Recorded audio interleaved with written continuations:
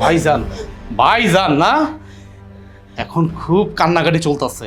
যখন তুই নিচে গেছিলি তখন হাত পা তোর একটুও কাঁপে নাই, একটু হাত পা কাঁপে নাই।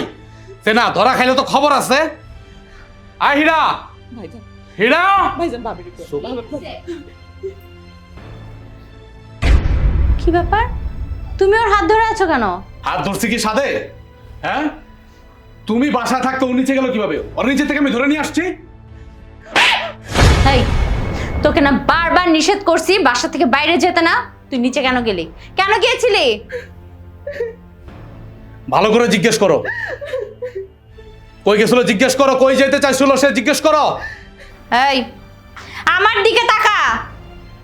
কি সমস্যা কি তোর? ভালো থাকতে ভালো লাগতেছে না তোর, তাই না? এখানে আদর যত্নে আরামে আছো তো, এই জন্য ভালো লাগতেছে না। সত্যি করে বল, কোথায় গিয়েছিলি? সত্যি সত্যি বলতেছি ভাবি, আমি আমি যাই নাই, আমি আমি ওষুধ আনতে গেছি।